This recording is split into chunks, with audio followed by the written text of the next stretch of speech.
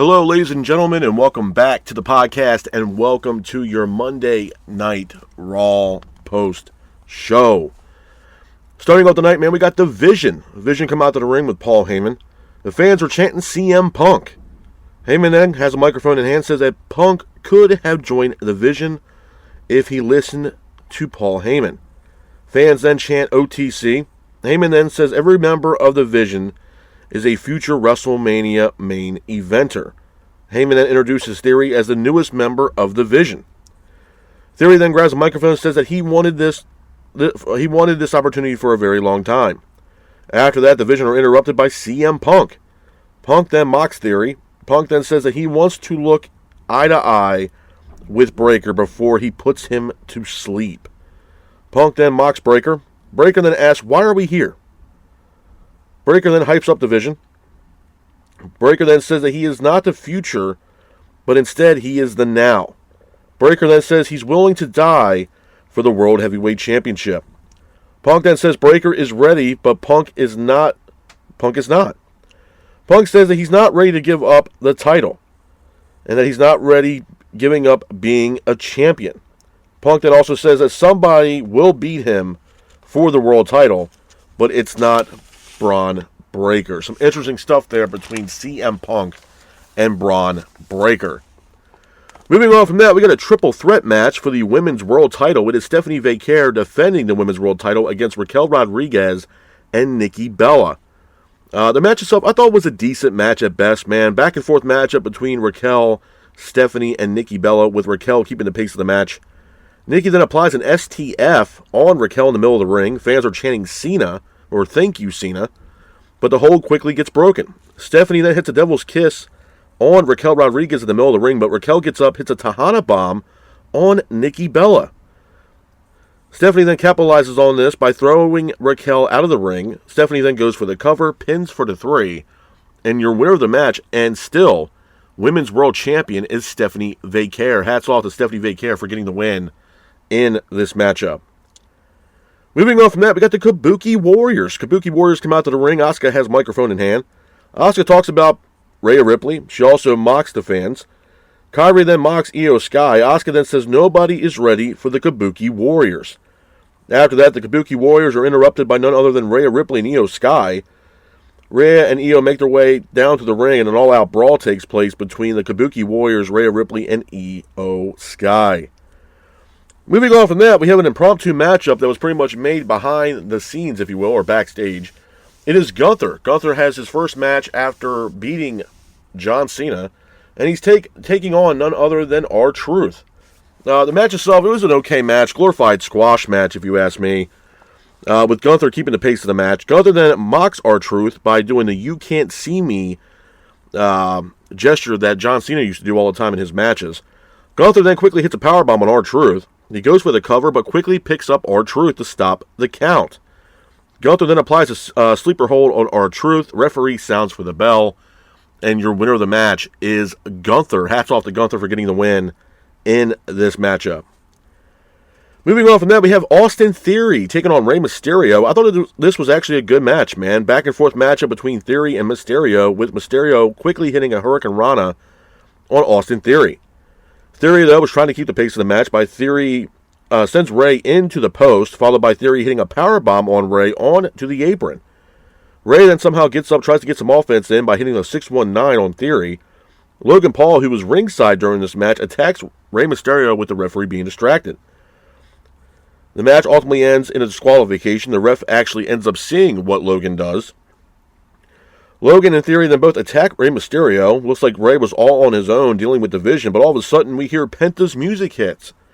Penta then makes his way out to the ring. Penta then attacks Theory and Logan Paul, pretty much saving Rey Mysterio. Interesting stuff there from Penta and Rey Mysterio. Moving on from that, we have Maxine Dupree in the middle of the ring, holding the Intercontinental Championship, or the Women's Intercontinental Championship. Maxine talks about being the champion. She also mentions tapping out Becky Lynch. After this, Maxine's quickly interrupted by Becky Lynch. Becky makes her way out to the ring, grabs a microphone. Becky says that she did not tap. Becky says that she is here to give Maxine her credit.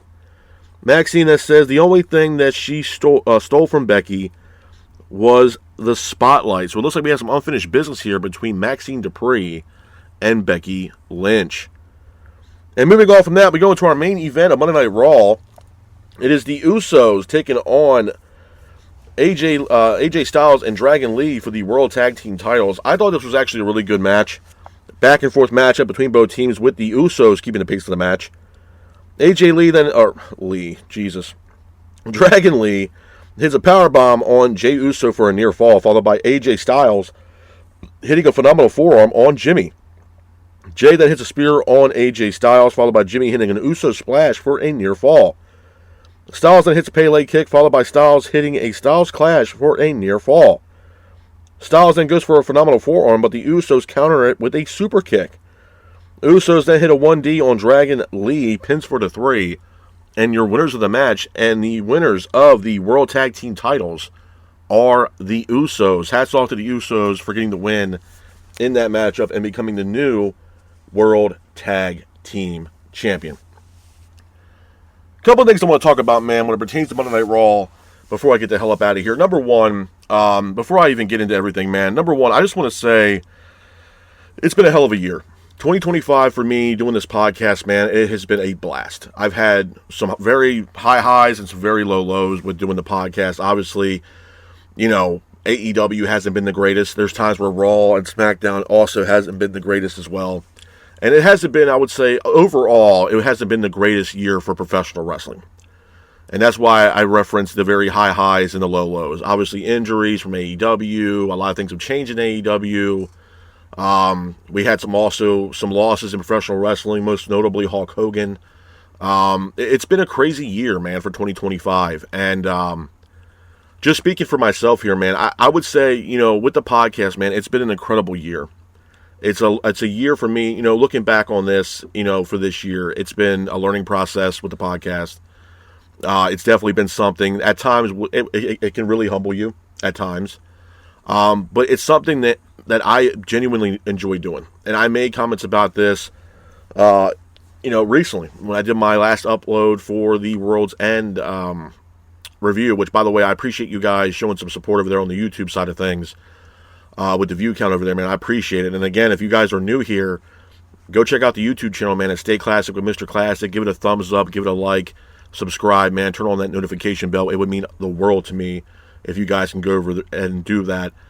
But yeah, man, 2025 has been an incredible year, especially with the podcast. I mean, yeah, everybody, personal-wise, yeah, there's some highs and lows too, just like everybody else. But as far as the podcast is concerned, man, it's definitely been a learning process for me.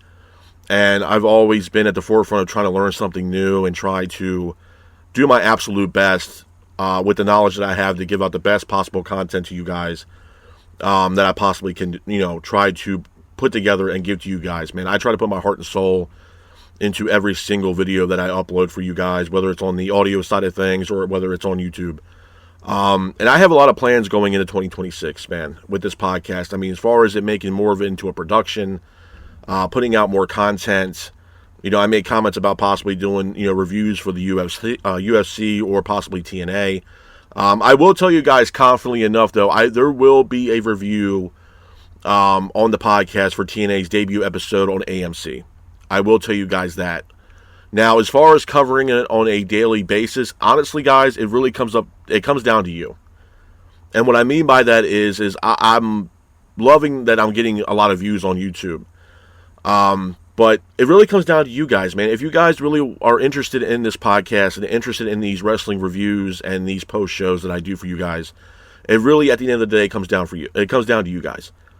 If you're interested in this podcast and you enjoy the coverage and content that I'm putting out, whether it's news and rumors, whether it's news about, obviously, Monday Night Raw or SmackDown or Dynamite or the reviews for these PLEs and pay-per-views, you know, the TNA thing really comes down to you guys. If you guys are actually enjoy TNA, then, you know, I want to see what it can do on the channel. And it really comes down to you guys. But am I all for TNA? Yeah, I think TNA, with what they're doing, the fact that they have a TV deal now that's more, you know, obviously noticeable rather than Access TV, because obviously Access TV is not available for everybody.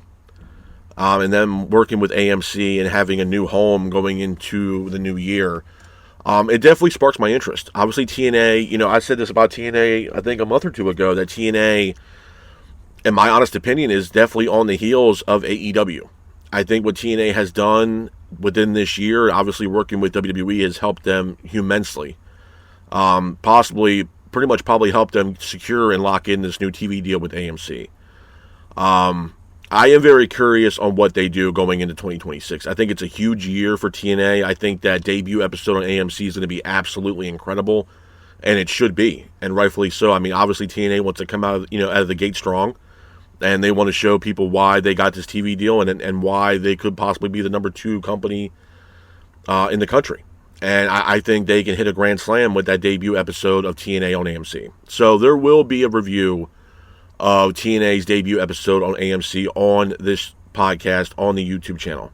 But like I said, man, when it comes down to brass tacks, it really comes down to you guys. If you guys enjoy the content, if you want to hear the TNA reviews and post shows for their pay-per-views, it's really going to come down to you guys on whether I'm really going to cover TNA or not. But like I said, I have a lot of plans going into 2026, whether it's on the audio side of things, as well as the YouTube videos are concerned as well. I mean, I want to make it more into a production. I know I can give more into this than I can, and I fault nobody but myself on that. I know I can do more, and I'm interested in doing more for this podcast. So I have a lot of really big plans for this podcast going into the new year, which I made references to this, I think, when I did my World's End review, or probably when I did my Monday Night Raw review for you guys, that I have a lot of plans going in to the new year.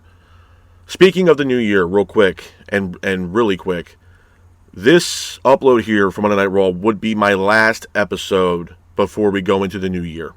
And that's kind of the reason why I'm pretty much talking about 2025, man, because it's kind of surreal, for me personally, and maybe I'm just a really big person with nostalgia, but it's been a crazy year. It's been a really crazy year. Whether it's the podcast or just personal life stuff. Like I said, man, there's been some really, high highs and some low lows. And, again, we've all been there. We've had our high highs of the year and low lows. It happens to everybody. But I always look back on the year. I'll sit down with my wife and we'll talk about the highs of the year and the low lows. And, we're big on nostalgia, go figure. Hence the name, Mr. Classic. But I look back on the end of the year, man, and I always reflect. It's kind of weird. Maybe I'm the only person that does that, or maybe I'm not. But I always reflect on how the year went to try to be a better person going into the new year, a better me, an improved me. And I think a lot of people should start doing that. You know what I mean? Like, you can't keep dwelling in the past, bro. You got to constantly improve and make yourself better as a human being to just try to, I'm not necessarily saying making everybody else happy, but making yourself happy enough where you're not looking down on yourself every day when you get out of bed in the morning and start your day or go to work and you're like, damn, man, this shit sucks. You know what I'm saying? Like, I reflect and I learn and I try to move on to be a better person than I was yesterday. You know what I'm saying? Like, I try to do my absolute best to be a better person every day. And again, I know it sounds corny, and it might sound corny, but it's just something that I believe in. It's one of my core values that I have, and one of my morals that I always try to be a better person the next day, be a better me than what I was yesterday, because yesterday is gone. You know what I mean? There is no more yesterday. Here we are today. We're in the present today. So, but like I said, man, 2025 has been a crazy year. Some high highs, some low lows, even with the podcast, man. And like I said, bro, at the end of the day, I love doing what I'm doing. And I'm very passionate with what I do. I'm not sitting here saying that everything I say is correct. There's probably some times where people might watch my content and be like, man, he's kind of out of pocket, or really, what the hell is he talking about? Why is he so pissed off? Why does he voice his opinions so strongly? But, at the end of the day, I'm going to back up my bullshit. And I made that abundantly clear with you guys day one. If you guys have been here since day one, I'm not sitting here sugarcoating shit. What you see is what you get. I'm not here to rub shoulders with these people. And I know I made this comment so many times until I pretty much blew in the face. But I'm not here to sugarcoat shit. I'm not here to rub shoulders with these people. What you're getting from me on these episodes, and whether it's on the audio side of things or on YouTube, is genuine, honest reviews and genuine, honest reactions. I'm not sitting here saying that you have to like it. If you don't like it, then by all means, keep it pushing. But if you do actually acknowledge what I'm doing and you appreciate what I'm doing, then hey, man, stick around. You know what I'm saying? It's much appreciated. But I'm not going to change who I am or change my format just to be like, you know what, I want to get on AEW, or I want to be a part of WWE, or I want to be, this is, no, bro, because I want to be genuine. I don't want to be something that it's just not me. You know what I mean? And I'll be the first one to tell you that I'm crucial just with my own stuff, man. There's times where I'll put content out and be like, you know what, that could have been a lot better. You know what I'm saying? And like, when you give yourself your own criticism, like it's just one of those things where, yeah, you might be hard on yourself, but you always want to try to strive to be better. You know what I'm saying? And I think that's everybody's goal. I think it should be everybody's goal going into the new year, bro. Stop dwelling on the past, man. Just move on. Try to improve yourself, and what can you do better than what you did, yesterday or the previous year.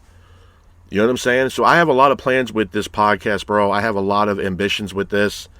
I got a lot of dreams and, a vision, no pun intended, with this podcast, bro. And I told you guys, man, like my goals with this is to make this as big as I possibly can.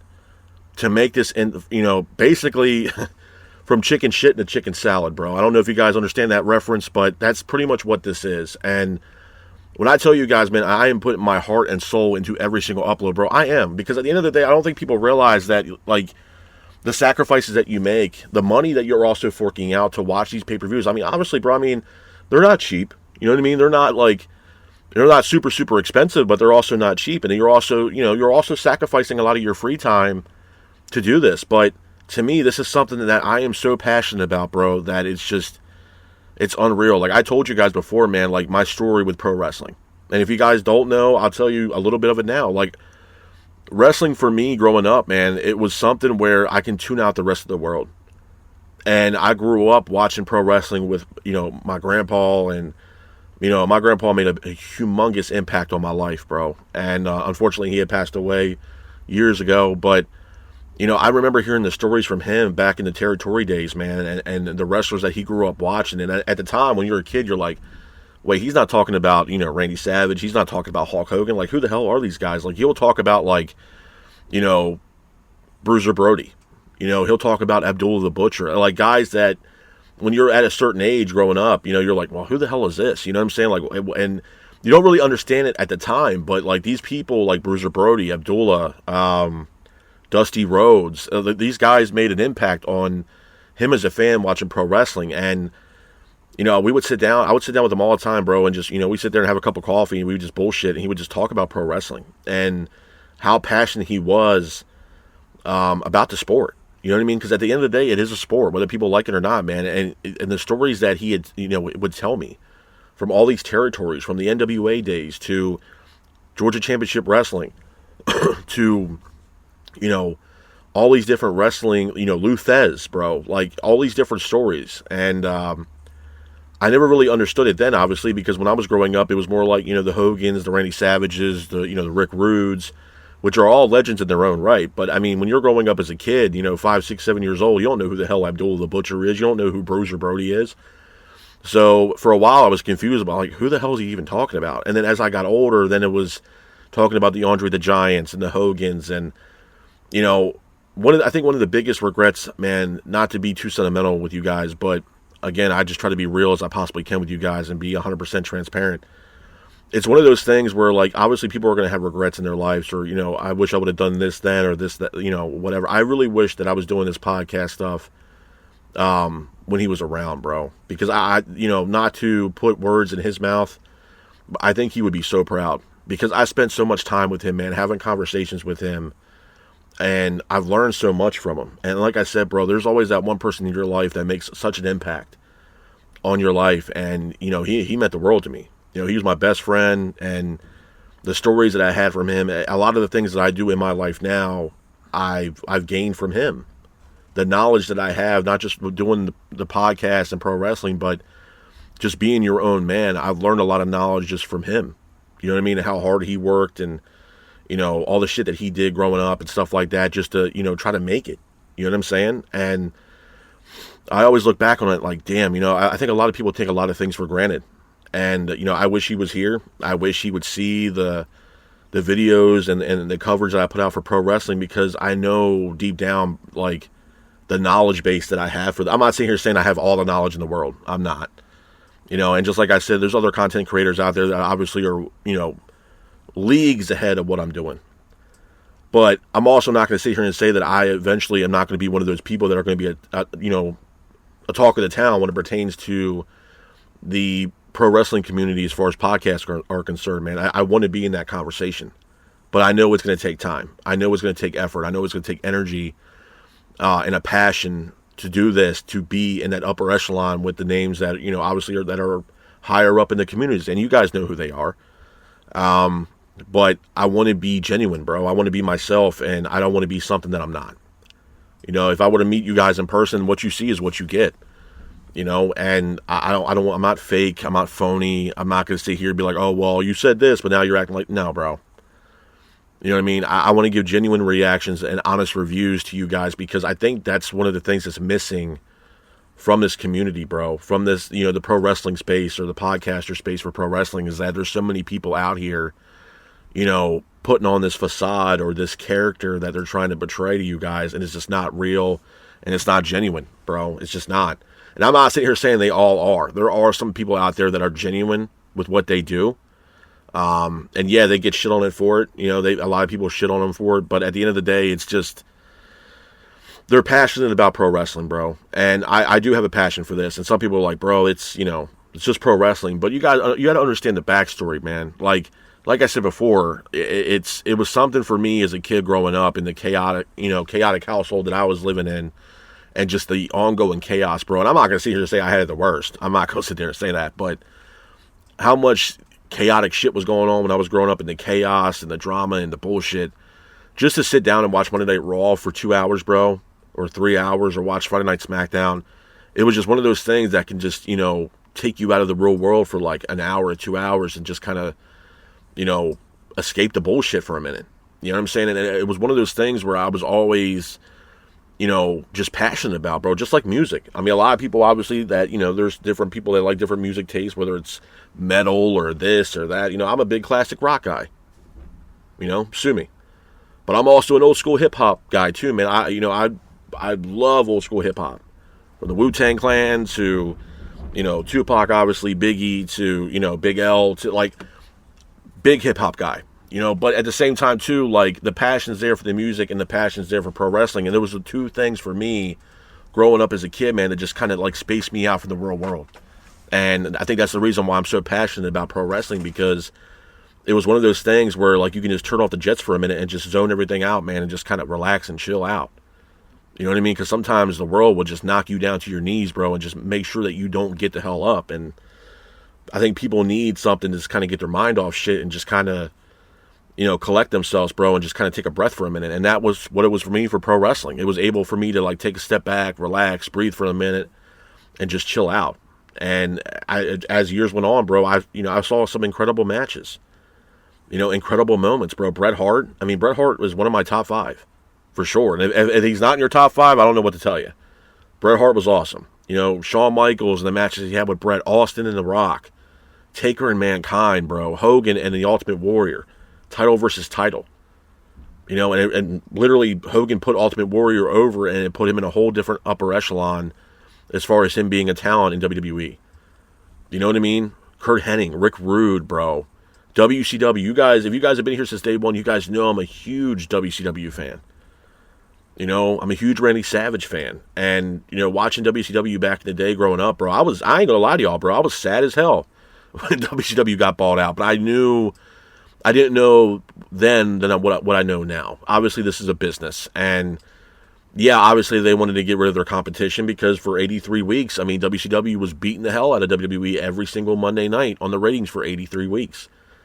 But the names that walked through that door in WCW, bro, I made so many comments about this with you guys now, man, but I will say this, and I will stand on a hill all by my damn self with this, that WCW had the best cruiserweight division in pro wrestling of all time. The guys that walked through that door that were cruiserweights, those cruiserweights could have main evented any pay-per-view in WCW's history.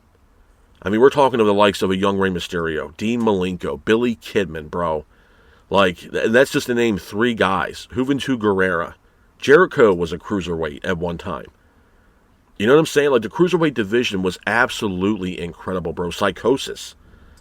You know what I mean? Like the names they had in that cruiserweight division. Eddie Guerrero, rest in peace. Again, Eddie he's definitely within my top 10. Probably top 5. But just watching those matches growing up, bro, it meant a lot to me. And yeah, obviously the business has changed. Pro wrestling in itself has changed, but it's just one of those things, bro, where I'm passionate about the sport. And I think it's something where, you know, and I've stressed this enough. I told you guys, man, even with AEW, bro, wrestling needs a story. They need moments, man. If you're a wrestling fan, whether you're an old school wrestling fan or a fan now or a new school fan, there's at least one moment in pro wrestling that you're never ever going to forget. You know what I mean? Because there's moments, there's that story that just captivates the fans and just, you know, it draws your attention. You know what I'm saying? Like, again, Taker and Mankind, when Taker threw Mankind off the damn Hell in a Cell, and hell, I thought Taker damn near killed Cactus Jack or Mankind or Mick Foley, whatever the hell you want to call him. You know, Sting, winning his first ever World Heavyweight Championship, I believe it was at Great American Bash in Baltimore. And how Flair put over Sting, and Sting had this long, elaborate career, bro. You know, Shawn Michaels and Razor Ramon, WrestleMania 10 in a ladder match to actually not unify the Intercontinental Championship, but actually have an undisputed Intercontinental Champion. And it was a great ladder match, bro. Bret and Yokozuna. Owen and Bret at WrestleMania 10. You know what I mean? Brother versus brother. You know what I'm saying? Like, there's so many moments and matches for me as a fan that are just, it's unreal, bro. You know what I mean? WrestleMania 3. Everybody always talks about, Andre the Giant and Hulk Hogan. But not for nothing, not to be biased, to me, the match of the night was Randy Savage versus Ricky the Dragon Steamboat for the Intercontinental Championship. It was a fantastic match of the decade. It was awesome. Probably what goes down as one of the greatest matches of all time. And that's paying homage to two absolute legends in this sport with Randy Savage and Ricky the Dragon Steamboat. They put on a banger match, bro. You know what I mean? It's just the moments and storylines, and that's why it kills me so much about AEW is that we just want story. We want moments to remember and to understand and logic. You know what I'm saying? Like, it's crazy, bro. And I'm not sitting here saying that every story is going to hit. I'm not sitting here saying that, but we just want story. You can't book this shit like it's All Japan Pro Wrestling where you got no story and it's basically tournament based.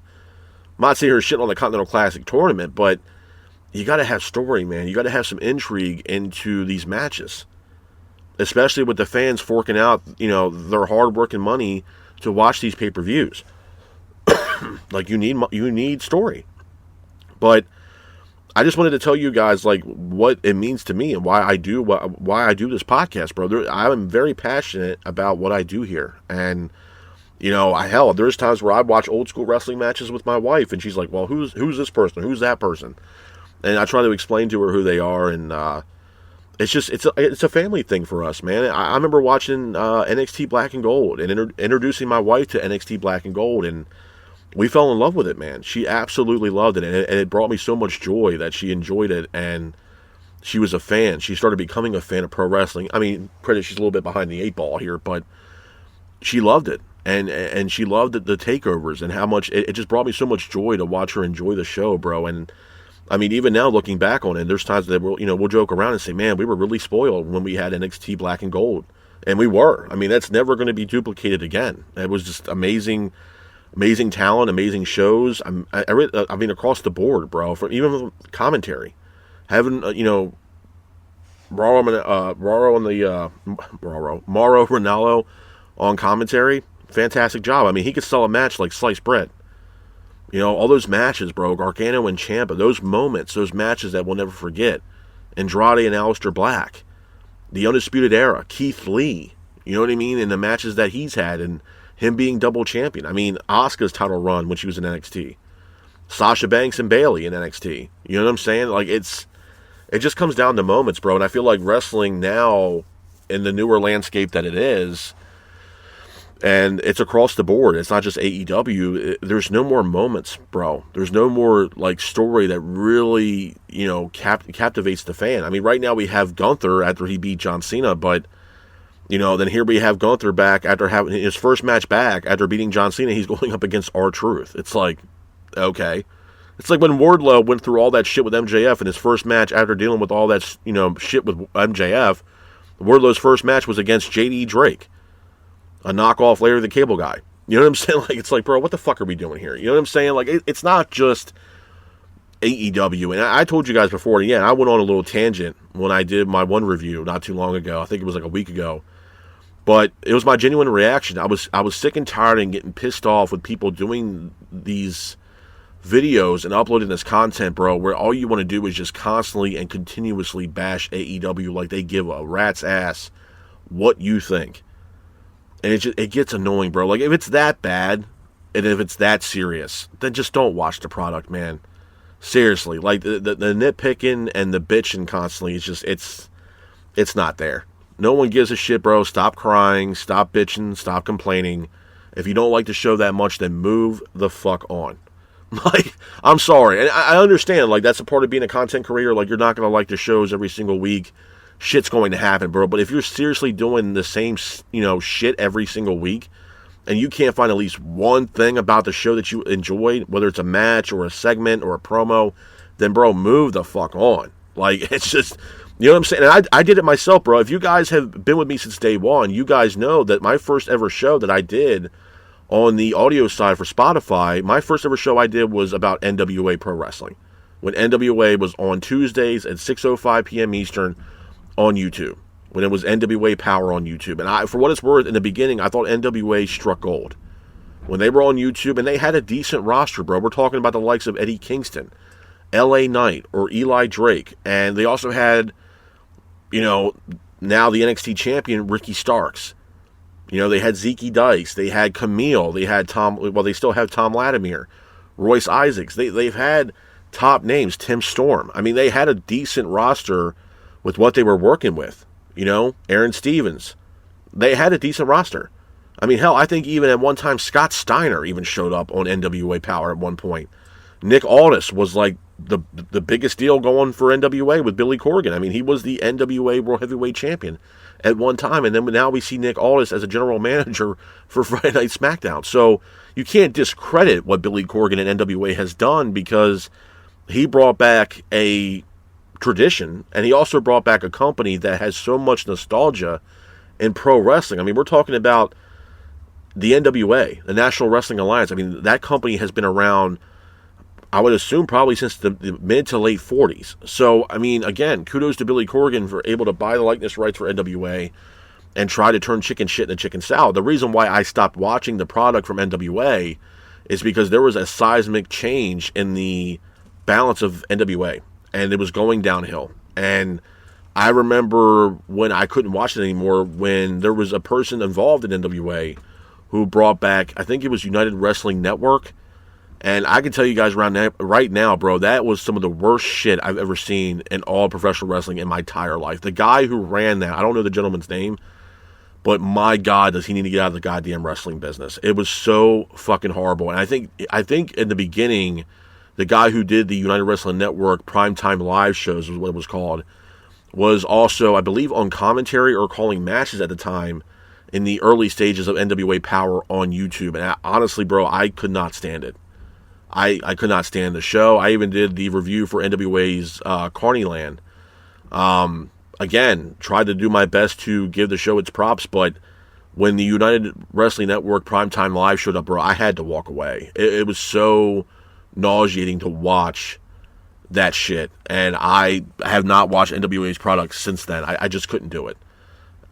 So again, I'm not sitting here saying that if it's that bad, okay, we'll stick it out. No, bro, if it's that bad and you just can't find any enjoyment out of it at all, then you need to move on. And that's why I moved on from NWA. Call it what you want to call it, bro, but I'm not going to sit there and just ridicule a company just to put out videos to try to get clicks just because I'm ranting every single week and bitching and complaining about the same old shit. It's just not worth it. It's not. And don't get me wrong, bro. I told you guys that I will, and I'm taking full accountability. I do and will put out TNA's first debut episode on AMC. But am I cautious? Absolutely. I'm not really 100% familiar with TNA's product now, more than what I was in the early days of TNA. I mean, Christ, man, if we're looking back in the early days of TNA, they had a really good roster. I mean, there has been names that walked through those doors in TNA that made a glorified name for themselves, most notably AJ Styles. We had Styles, we had Samoa Joe. I mean, Sting made a huge impact in TNA. I mean, Kurt Angle, in my opinion, just my opinion, I think Kurt Angle, when he went over to TNA, bro, he revamped his career. I would take the Kurt Angle TNA that we got over WWE TNA. Might be a hot take for a lot of people, but Kurt Angle in TNA, bro, he stole the fucking show. And the shit that he was doing in TNA, I remember the matches he had with Abyss, the match he had with Samoa Joe, matches he had with AJ Styles. I mean, Kurt Angle put on some banger matches, bro, in TNA. You know, am I a huge fan of Jeff Jarrett? Hell no. But again, I'm going to give Jarrett his props that he did better in TNA, even though he was the head booker for TNA. But when you look back at the career span of the likes of a Jeff Jarrett, I mean, his best in-ring work was TNA. Wasn't sure as hell wasn't WCW, and it damn sure was not WWE. I don't give a shit what anybody says. That whole Double J shit was not working in the confines of WWE back in the early days. It just wasn't working. Hell, I would take full-on enjoyment when he was getting his ass kicked by China. You know what I mean? I'm just not a big Jeff Jarrett guy. I mean, I think Jeff Jarrett's full of shit. But, again, bro, it's just, you know, it's one of those things where, you know, at the end of the day, I'm very passionate about what I'm doing, and I have a lot of plans going into the new year. And, again, I try to be as transparent with you guys as much as I can. I'm not going to sugarcoat shit. I'm not going to bullshit nobody. There will be a video out for TNA. Debut episode on AMC, which I am excited for, bro. I'm excited for the future of TNA if they do it correctly. You know, I even praised TNA when they had Scott D'Amore. I think Scott D'Amore was somebody that I think TNA and the powers that be really overlooked the talent of a Scott D'Amore. I think Scott, even though I don't know Scott D'Amore personally, I can tell that he had a vision for TNA, a vision that was slowly working, bringing back the old TNA vibe that he did before they pretty much, you know, ousted him out of TNA. Scott D'Amore had a vision with TNA, and I was liking the vision that he was slowly putting together because it was bringing back some spotlight to TNA. I mean, we're also talking about a company that's been around since the early 2000s, man, and they're still here and they're still pushing. I mean, we're also talking about a company that at one time was trying to go head-to-head with WWE at one time. So, obviously, TNA has had their highs, and they've had some goddamn lows, but they're still here, and they're still pushing. And yeah, I mean, I think without TNA working with WWE, I don't think they would have necessarily, you know, got this TV rights deal with AMC. I think it helped them out immensely in the aspect of TNA getting this new TV rights deal with AMC going into the new year. But we're going to see how this plays out. And I'm hoping, even though that TNA is working with WWE, I'm hoping that there is a little bit of, you know, separation for both companies where TNA can kind of shine on its own and really see what a talent in TNA can honestly do. And for what it's worth, I mean, this is going to open up a lot more doors for TNA than people realize. And what I mean by that is that you're going to have talent that's going to be fluctuating back and forth from each company. Whether it's WWE going to TNA or whether it's AEW and their talent fluctuating whether they want to go to WWE or go work with TNA. So there's a lot more doors open for these talents, both on the men's side and the women's side. So, for example, man, there's people that are shitting on AEW and want them to close doors. Why, bro? Because it gives these talents more opportunities, not only to make money, but to compete at a very high level. And people can say what they want about AEW, but you are competing at a very high level. The way they wrestle, it's almost like a Japanese strong style, man. They're in there and they're beating the shit out of each other, bro. It's very similarities to New Japan Pro Wrestling in the aspect that there's really no story. And Tony Khan and the powers that be are just trying to put on these banger 5-star matches to entertain the fans, you know. And Kyle Fletcher's at the forefront of that. You know, Fletcher is a guy where there's not much story, but he's going to give you everything he's got when he steps in that squared circle, whether you like the guy or not. And even, you know, there's other names too. Takeshita is another person where, again, if Tony Khan and AEW do it correctly, they can build off these guys, because unfortunately you're going to have to start looking into your future stars to have a future for this company, because I'm going to tell you right now, there is a very, very high probability chance that one of their pillars is on his way out, and he's on his way over to WWE. He is literally very close of knocking on the door of WWE, so much so that this person can make his return to WWE next week when Monday Night Raw celebrates their 1-year anniversary with Netflix, and that person being Chris Jericho. Now, am I against Jericho leaving AEW and going over to WWE? No, I'm not. I don't think there's much for Jericho to do in AEW at this point. I think he's done it all. I don't see why would Jericho come back to be TNT champion. Why would Jericho come back to be national champion? What are the stories right now, if there was one, or they made one, where Jericho is in a storyline in AEW that's actually worth a damn that we have not seen yet? Do I really want to see Jericho and MJF again after all the Inner Circle and Pinnacle bullshit? No, I do not. Jericho is going to probably sign a 2-3 year deal with WWE. And honestly, bro, at the end of the day, it makes so much sense, man.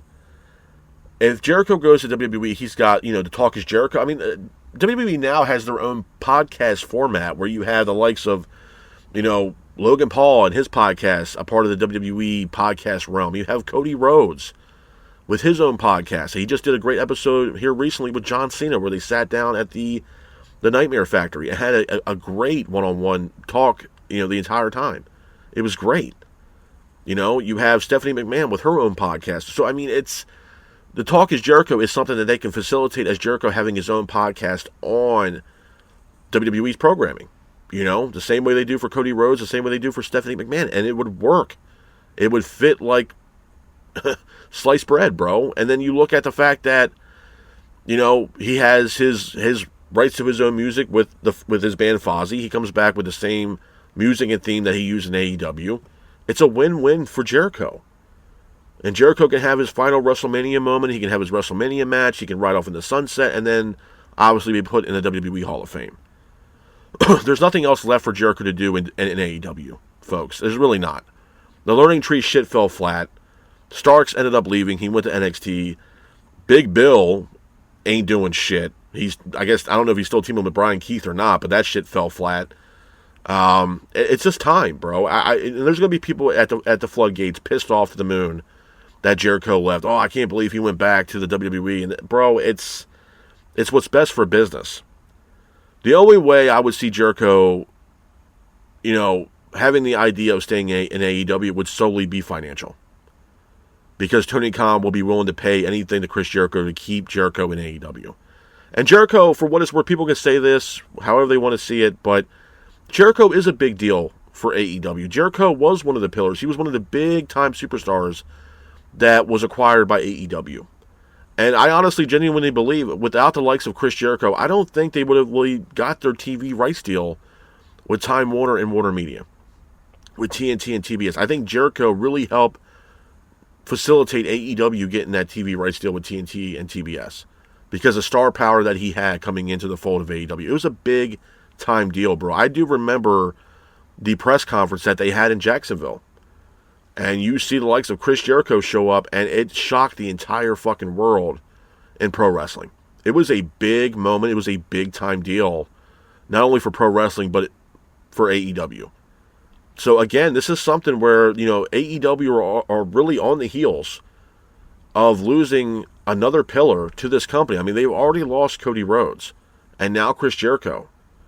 How many more talent is really going to leave AEW where it gets to a point where AEW might not be around anymore? And do I want that to happen? Absolutely not. I want AEW to stick around for a very, very long time. But if they're not building for the future, there's not going to be a damn future for AEW. I think if I was Tony Khan and the powers that be, I would be looking into the future now. And stop putting everything on these veterans that are in their 40s, bro. I mean, look, Bobby Lashley and the Hurt Syndicate, they're great. But these are all former WWE guys that are damn near close to their 50s. And Tony Khan is trying to do whatever he can to put them over, where you have the likes of a young Kyle Fletcher, a Takeshita, just an Darby Allin, to bring some limelight into AEW so AEW can prosper for the future. You know what I'm saying? I said the same thing about MJF. If MJF does decide to walk away from AEW and one day walk through the confines of WWE, it could be that ultimate gut punch where it really could close up doors for AEW. And I know some people say, oh, bro, that's wild. I can't believe you would say that. They got Paige, Swerve, and Ospreay. Yeah, they do. But I'm not going to sit here and deny the fact that MJF is not a household name for AEW, bro. When he returned and made that announcement that it was going to be a triple threat to a fatal four-way, that whole arena erupt, or that theater, or wherever the hell they were at.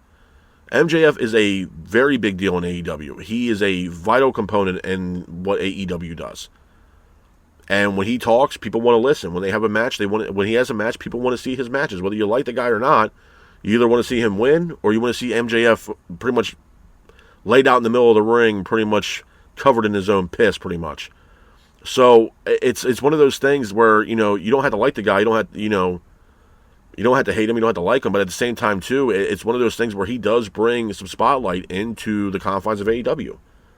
Where this company in the first 3 years were red hot out the gate, bro. These past 2.5 years for AEW has been literally the drizzling shits. So there has to be a seismic change, bro. And I made this abundantly clear when I did my World's End review. There needs to be change. For Raw and SmackDown, I mean, obviously things are going into the new year and changing drastically for Raw and SmackDown. You look at SmackDown, and they're going to 3 hours starting in January. And it's something where it's going to be very interesting to see what SmackDown is going to do. I know there's been rumors and speculation that WWE and the powers that be at SmackDown really want to push Jacob Fatu into 2026. I'm not against it at all. I think bringing in Jacob Fatu, I made these comments before, was probably one of the best acquisitions that WWE has gotten in a very long time. Jacob Fatu can be that guy. He can be, I mean, not for nothing, if they build him correctly, he could be the next Roman. Fatu is a monster, bro. Fatu is a beast. And that guy can wrestle his ass off, bro. And Fatu could be a problem in the aspect of, the ceiling's very high for Jacob Fatu if they know how to utilize him correctly. I can totally see him being in the Universal scene, title scene here within the 2026, for sure. Absolutely. Cody Rhodes has to tie things up with Drew McIntyre, and that's going to happen because now they're going to have a 3 Stages of Hell match happening here in a couple weeks, and hopefully Cody Rhodes can get past Drew McIntyre, and then we can get, see what happens going into the new year. But we're also leaning in towards WrestleMania season here soon. We got the Royal Rumble coming up here in January over in Saudi. So I mean, again, that's kind of the beginning of the road, if you will, to WrestleMania is the Royal Rumble. So we're going to see how it plays out, bro. I mean, even LA Knight, I'm hoping for a decent year for LA Knight going into 2026. Am I sitting here and hold my breath or cross my fingers? No, because I don't trust the regime in WWE right now, especially with Triple H at the Roma shit. But, I'm hoping for a big year for LA Knight. I'm hoping for a big year for Jacob Fatu. These things need to happen. So it's not just AEW, it's also WWE as well. And again, they need to put their foot on the gas coming out of starting the new year in 2026. And they got this, 1 year anniversary with Netflix. You got the likes of CM Punk defending the World Heavyweight title against Braun Breaker. It's going to be a very interesting match to see how this plays out. But you also have to look at the narrative that you got seemingly 2 of your biggest titles being defended pretty much back-to-back weeks. You got Punk and Breaker. And you also have Cody Rhodes versus Drew McIntyre in the 3 Stages of Hell match. So are they both going to win their respective matches, or is somebody going to lose? And if that's the case, who is it going to be? Is it going to be CM Punk losing the World Heavyweight title to Braun Breaker, or is it going to be Cody Rhodes losing the Universal title to a Drew McIntyre? You know what I mean? So it's going to be very telling, bro. It's very intriguing to see how this is going to play out going into 2026. And hopefully, things can play out, for WWE. I mean, SmackDown going to 3 hours, bro, is going to be very interesting. And right now, with the talent base they have right now on SmackDown, bro, and they want to go 3 hours, it is going to be a bumpy fucking road for SmackDown with them being 3 hours. Because right now, on paper, they don't have shit for talent for SmackDown to entertain a 3-hour show every single week on Friday nights. There needs to be massive call-ups. There needs to be the likes of a Javon Evans or a Trick Williams or an Oba Femi, a Jordan Grace. Those names need to happen, and those names need to go to Friday Night SmackDown. I mean, Raw right now is only roughly 2.5 hours. I mean, we're talking an extra hour or an extra 30 minutes with SmackDown going 3 hours every single Friday night, and it's a shitty time slot, bro. It's Friday night. Nobody wants to sit there for 3 hours from 8 to 11 damn near watching Friday Night SmackDown. So there needs to be a seismic change with SmackDown if you want to facilitate a 3-hour show. And right now, on paper, you can't honestly tell me that with the talent they have on that show right now, that you would actually enjoy a 3-hour SmackDown right now. There needs to be a drastic change in talent with SmackDown to even entertain the idea of SmackDown going 3 hours. Obafemi would do fantastic over in SmackDown. You know, I've been wanting to see Obafemi get called up to the main roster for quite some time right now. Javon Evans, again. Javon Evans is a great talent. Trick Williams, again, he's been entertaining going to the main roster, whether it's Raw or SmackDown.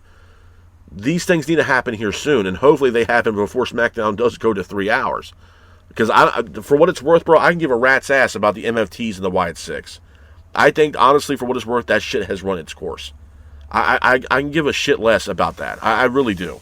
You know, when the Wyatt Six debuted and they came to Monday Night Raw, it was awesome. You know, it got a lot of people talking. It got a lot of people's attention, bro. But as of late, I don't think a lot of people really genuinely care about what the Wyatt Six do right now, which is sad, bro. You know, and I know a lot of people don't give a shit about what the NFTs are doing.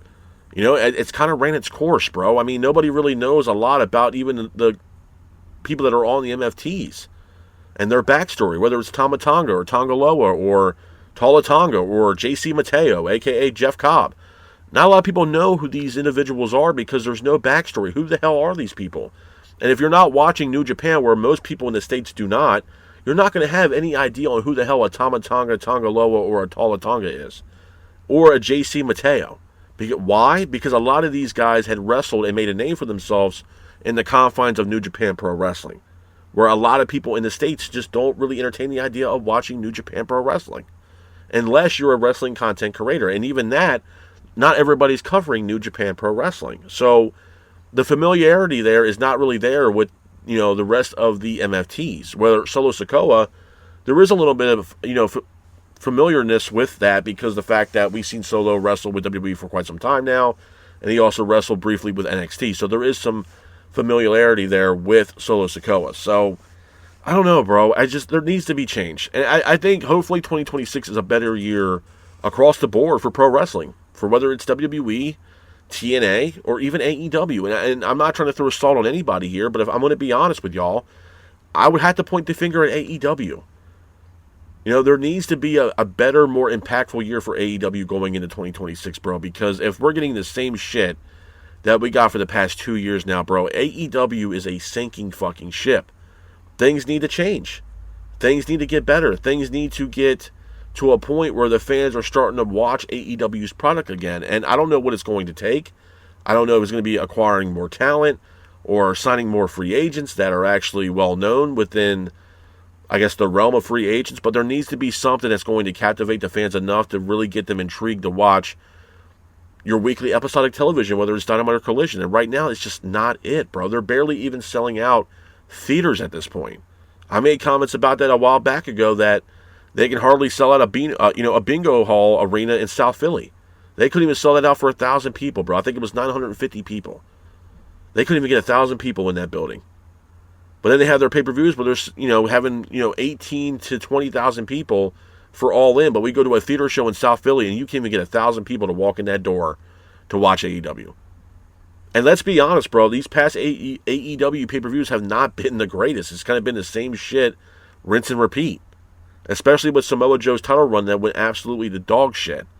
You know what I'm saying? There needs to be change. And again, we're at least going in somewhat of a better direction, in my opinion, with MJF currently being the AEW World Champion at this point. You know? And again, it's the same thing for Raw and SmackDown. Is there going to be a change? Is Punk going to lose the World Heavyweight title? Is Cody Rhodes going to finally lose the Universal title against Drew McIntyre? Does McIntyre finally get his opportunity? I don't know. It's a tall tale task, man, when you got Rhodes and McIntyre in the middle of the ring in a 3 stages of hell match. It's going to be absolutely brutal. But it should be one hell of a match. It should be a very entertaining match. But again, we also have Breakker and Punk. Is Punk going to drop the World Heavyweight title against the likes of a Braun Breaker? The future, or at least that's what Paul Heyman says, the future of pro wrestling, the future main eventers for many WrestleManias to come. It's going to be very telling to see what happens in 2026 across the board for pro wrestling. But with that being said, though, man, this is my review of Monday Night Raw. I hope you guys are out there staying safe. Be careful, and remember, stay classic. Peace.